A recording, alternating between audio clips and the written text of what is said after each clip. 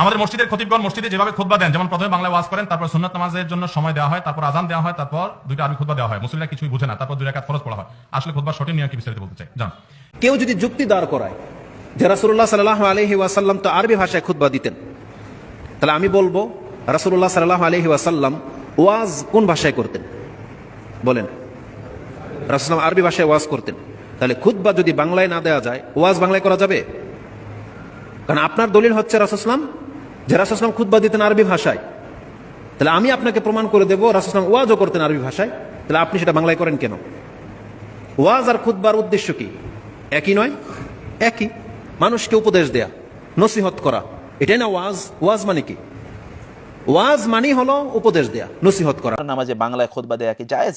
জুমার নামাজে তো বাংলায় খুতবা দিতে হবে আসলে, কারণ আপনি, অর্থাৎ আমরা বাংলাদেশের কনটেক্সটে বলছি, আপনি খুতবা দেবেন জনগণের উদ্দেশ্যে, অথচ আপনি খুতবা দিচ্ছেন এমন একটি ভাষায় যে ভাষাটি জনগণ বুঝে না, জনগণের ভাষা নয়। এটা তো একটা পাগলামি, স্রেফ একটা পাগলামি।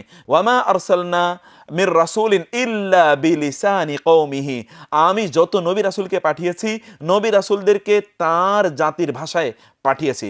আল্লাহ রাসূলকেও আল্লাহ সুবহানাহু ওয়া তাআলা অন্য ভাষায় পাঠাননি, তার জাতির ভাষায় তিনি তাকে পাঠিয়েছেন, কারণ তার জাতির কাছেও তার দিনকে পৌঁছে দিতে হবে। সেই জন্যে আমাদের উচিত, আমাদের প্রত্যেক আলেমের উচিত এই সুযোগটাকে গ্রহণ করা, জুমাবারের এই সুযোগটাকে গ্রহণ করে লোকদেরকে আধা ঘন্টা বা 30-40 মিনিট দিনের সত্যিকার মেসেজটা মানুষের কাছে তার ভাষায় পৌঁছে দেয়া, এটা আমাদের প্রত্যেকেরই দায়িত্ব। এটি